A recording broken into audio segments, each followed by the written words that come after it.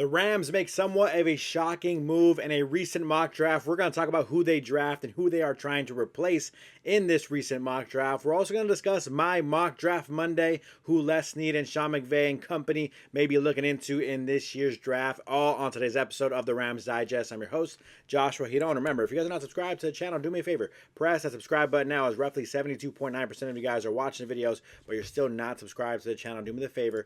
Press that subscribe button so you don't miss any daily Rams content here at the Rams Digest. First things first, the first story I want to discuss is this interesting new mock draft that has the Rams replacing their running back in Kyren Williams. Now, one interesting thing about this I do find really intriguing is that during the season, or just recently in recent memory, a lot of Rams fans have been kind of upset with Kyren Williams, right? Yes, as much as he's been a great workhorse for the Rams at times, we talked about even last season, early in this career, earlier in the lifespan of this YouTube channel, we were actually talking about Kyren Williams being traded, or possibly looking into trading Kyren Williams because the Rams maybe didn't want to pay him, or maybe they shouldn't have paid him, right? And that's what a lot of the conversation was kind of going earlier in the season due to the fumbles and things like that. We kind of know what that situation is like for Kyren Williams at times. Well, Rams shockingly predicted to take Kyren Williams' replacement in surprising new mock draft. We'll talk about who that player is in a second. This comes to us from Jarrett Bailey. But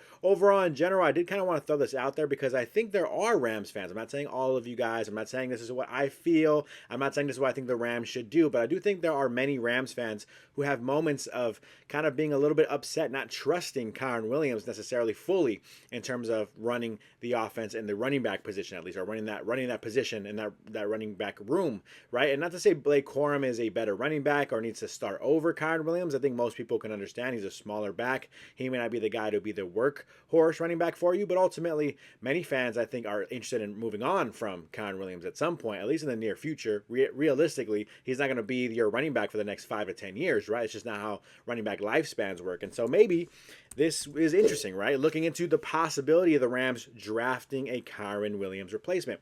With the 26th pick, the Rams decide to bolster their offense by adding the best available running back. This comes from Lazenby.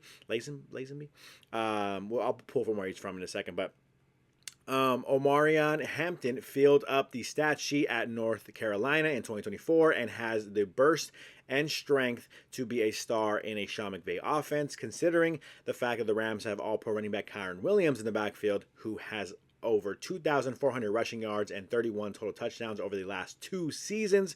Incredible numbers from Kyren Williams. This would feel like a waste of a pick for the Rams when several potential star defensive backs are on the board. That is kind of where I think many Rams fans can see, if you guys are looking at just the overall draft, your perspective is kind of just generally speaking, you want to fill holes, fill needs that the Rams need right now in the now, then of course this may feel like a wasted pick. You don't want to take a running back when you already have a running back, but this is still the Rams building toward the future. Again, Kyren Williams is not going to be your running back for the next 5 to 10 years. It's more like the next 2 to 3, maybe 3 to 5 if you're really kind of lucky, and Kyren Williams has a very long career, longer than most running backs have, generally speaking. Then cool, then awesome. 3 to 5 years, you're all set. That'd be great. But ultimately, I'm looking at more of a 2 to 3 year lifespan you have, or career span you have, for Kyren Williams being your lead workhorse running back. I mean, 2,400 rushing yards, 31 touchdowns in 2 seasons. There's a lot of tread on those tires, right? And so overall, you want to look for the running back of the future sooner rather than later. I don't think Blake Corum, again, is going to be that workhorse guy for you long term. So ultimately, you do need to find a replacement. Maybe some fans feel this is a waste of a pick. I don't think it's a waste of a pick when you're drafting a very talented player in Omarion Hampton, who can very well be a stud in the NFL in the future. And so ultimately, I'm not saying I love this draft pick. I'm just simply throwing it out there. Hey, if you're interested in possibly moving on from Kyren Williams, if the Rams are interested in moving on from Kyren Williams, maybe it is because of the fumble issue, then maybe this is a route the Rams could be looking into this season. And it could be now, because this is a really, really good running back class. It doesn't have to be Omarion Hampton so early in the draft, but it could be a position the Rams do take at some point in this year's draft, and they could find a future stud later in the draft as well. We'll see what happens with that. I mean, Kyren Williams himself was a later round draft pick as well, right? So overall, just throwing it out there, an idea that I find very intriguing. Let me know how you guys feel about Kyren Williams in the comments. Are you ready to move on sooner rather than later? Or do you want Kyren Williams to just be the back and not even worry about it for the next couple of seasons? Let me know in the comments how you guys feel about Kyren Williams. Mock Draft Monday time. Honestly, one of my favorite parts of the channel. I am not a draft expert. I am not Les Snead. I am not making decisions for the Rams. Some of you may think, okay, thankfully you are not doing that because you think I suck at this. Maybe I do suck at it. I'm not the best at analyzing college football athletes, but I do like looking into certain players, certain positions. I kind of enjoy looking into the draft, hearing what people have to say about certain players. And so here's a quick mock draft that I made earlier today before recording this. I apologize if I sound a little tired, by the way. It's midnight, 12:40. I am a little tired. I'm trying to get the energy up here, but talking about the mock draft here, here's the PFF mock draft. We're going to look at two mock drafts tonight. I wanted to go to PFF, and then I wanted to pop on over to Pro Football Network, as they are very interesting to see both perspectives here. But we're talking about this first mock draft here. Two Oregon players in the first three picks. We're talking about Josh Connolly Jr. in the first round, 26th pick in the draft. This is the route I think the Rams could take, where they are drafting their future right tackle to replace Rob Havenstein sooner rather than later. Again, not trying to end Rob Havenstein's career earlier than he would like to, but he's been in the NFL for 10 years at this point, and so ultimately I think you are looking to replace him at some point in the near future. Why not find Josh Connolly Jr. to be your right tackle for you of the future? Again, he's going to sit behind a Rob Havenstein to start his career, which would be beneficial for him, but I know a lot of Rams fans want to see starters now. You want to win a Super Bowl now. You don't want to see them waste a pick, quote-unquote, on a guy who's not going to play for you in his rookie year, or at least not play heavy snaps for you in his rookie year. But hey, this is a building for the future kind of pick here.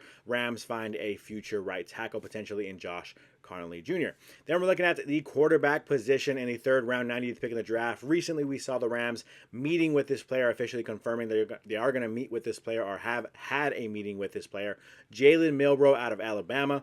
This would be the Rams trying to play it smart. Okay, you have a guy who, yes, ultimately this quarterback draft class is not really the best of classes we've seen in the history of the NFL. I think Cam Ward, Shedeur Sanders both have potential to be franchise guys, but neither guy is really going to kind of like just automatically the next Andrew Luck type of prospect or the next Peyton Manning, the next Tom Brady. Not that Tom Brady was a top prospect, but you guys get what I'm saying. There's no guarantee that Cam Ward or Shedeur Sanders will be the future Hall of Famers that some people are hoping they can be. And so ultimately this quarterback class in general just has a lot of guys who could start for you, could be potential starters, could also bust for you. And so I think a lot of teams are going to struggle with that. Here the Rams are taking a guy who can just move his feet very, very well. Again, a quarterback out of Alabama, great school.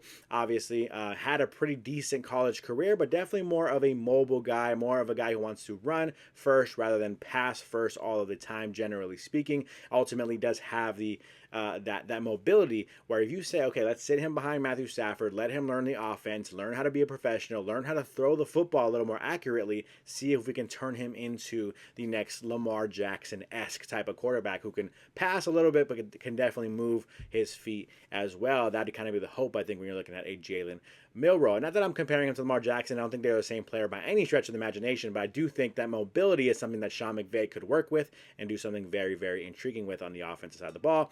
Last but not least, we take Jeffrey Bassa out of Oregon as well. Two Oregon players, very interesting there, but ultimately just a linebacker who, former safety, I think, if I'm not mistaken, and so ultimately a guy who can maybe fill that linebacker room with some talent, some downhill tackling, sideline to sideline kind of movements. Hopefully that'd be a guy who can obviously help this linebacker room build on what really is kind of a pretty weak linebacker room overall, generally speaking, in the NFL.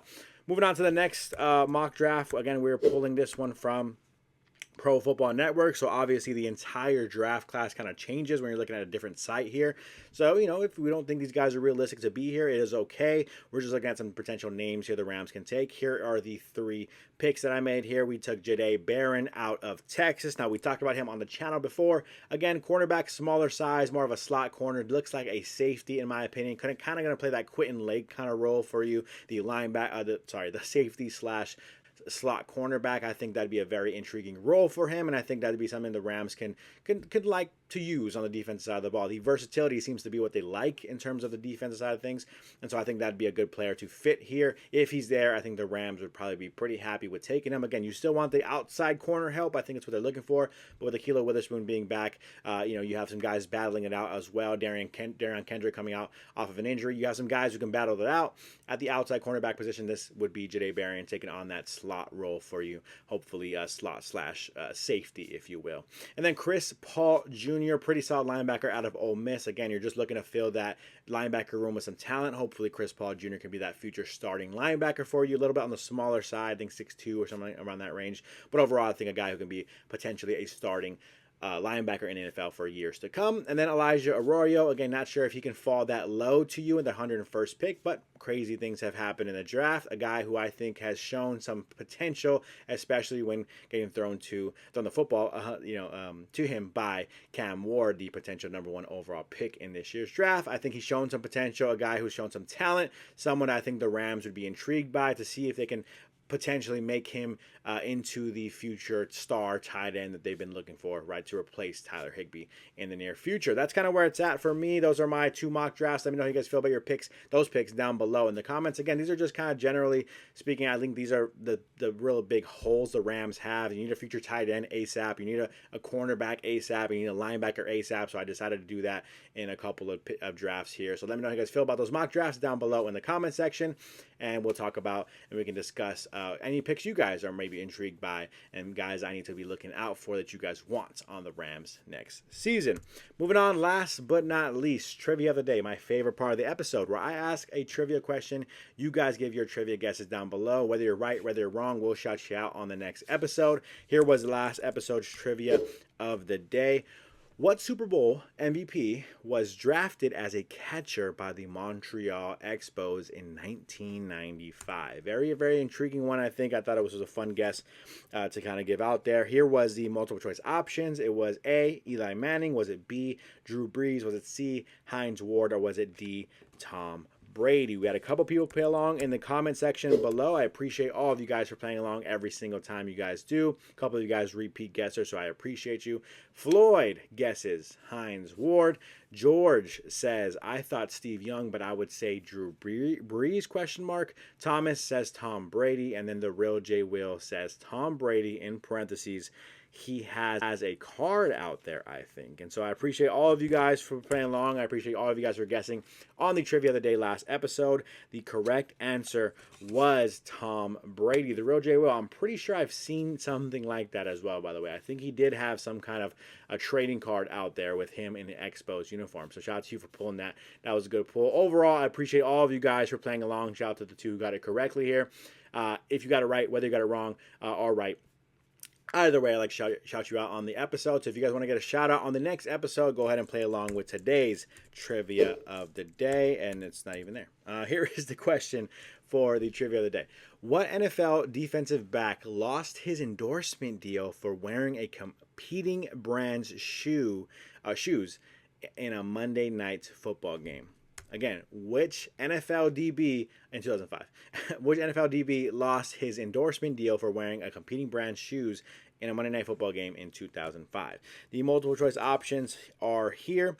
Was it A, Brian Dawkins? Was it B, Antoine Winfield? Was it C, D'Angelo Hall? Or was it D, Chris Gamble? Those are your multiple choice options. Give your guesses down below in the comments. Don't be scared. Don't be shy. Don't Google it. Don't cheat. Go ahead and give your comment down below. Give your guess from those multiple choice options. Let me know how you guys feel about it, and I'll give you a shout out, whether you're right, whether you're wrong, on the next episode. Other than that, that's going to do it for me on today's episode of the Rams Digest. Remember to subscribe to the channel if you're not subscribed already. That's going to do it for me. I'm your host, Joshua Giron, and I am out.